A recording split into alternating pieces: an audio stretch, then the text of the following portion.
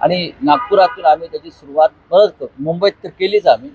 नागपूर देशाची उपराजधानी आहे, हिंदुत्वाची एक राजधानी आहे. इथं राष्ट्रीय स्वयंसेवक संघाचं मुख्यालय आहे. इतर अनेक संघटना इथे काम करत असतात, आम्ही काम करतो. त्याच्यामुळे आम्ही संघ परिवाराच्या प्रत्येक घटकाला आणि ज्यांना संघाचे विचार मान्य नसतील पण रामाच्या मंदिरातील लूट जी झाली आहे त्याच्यावर ज्यांना चिंता वाटते त्या सगळ्यांनी यावं. ठरलं का तुमचं कुठे करणार आहे तुम्ही हे रामरक्षा? या ठिकाणी आंदोलन आहे तुमचं. मुख्यमंत्री देवेंद्र फडणवीस यांचं घर अवघ्या 1-1.5 किलोमीटर मला बघा हेतुपुरस्सररित्या हे अजिबात नाही. मला ते कुठे राहतात त्यांच्या घराचा पत्ताही मला माहित नाही. जे तुम्ही आता म्हणताय की त्या ठिकाणी मी आता जातो आहे, ती जागा आता मी पाहणार आहे. त्यानंतर इतर काही स्थळं आम्ही उद्या पाहणार आहोत.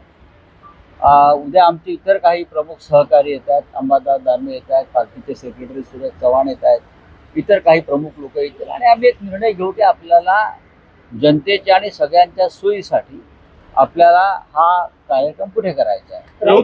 देवेंद्रजी जर घरी असतील त्या दिवशी नागपुरात तर आम्ही त्यांना नक्की आमंत्रण द्यावं.